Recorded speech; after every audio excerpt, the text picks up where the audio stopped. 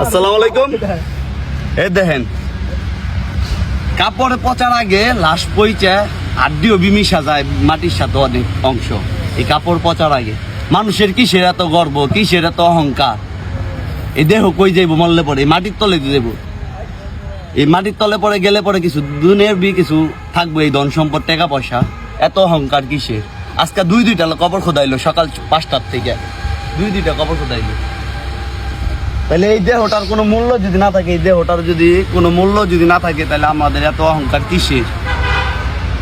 কতই তো ভিডিও বানাইতেছি, কতই তো কিছু করতেছি, অহংকার তো এক একজনে কমে না। আল্লাহর কাছে সবাই মাপ চায়, সব আল্লাহ রাস্তায় সবাই ফিরে আসে। আসসালামু আলাইকুম। আমাকেও সবাই মাফ করে দিয়েন। আল্লাহ দোহাই লাগে, আমি মারা গেলে আমাকেও সবাই মাফ করে দিয়েন যদি আমি কারোর সাথে কোনো অন্যায় করে থাকি, অবিচার করে থাকি, জুলুম করে থাকি। সবাই আমার মাফ করে দিয়েন, কারণ মৃত্যুর পর আর কারোর কাছে ক্ষমা দিতে পারবো না।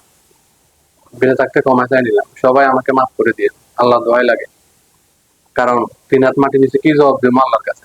কোনো জবাব নেই। আপনারা সবাই আমরা মাফ করে দিয়ে, আমি জেনে বুঝে না জেনে সজ্ঞানে যত পাপ করেছি, গুনাহ করছি, আল্লাহ আপনি আমার মাফ করে দিয়েন, আপনারাও আমরা মাফ করে দিয়েন।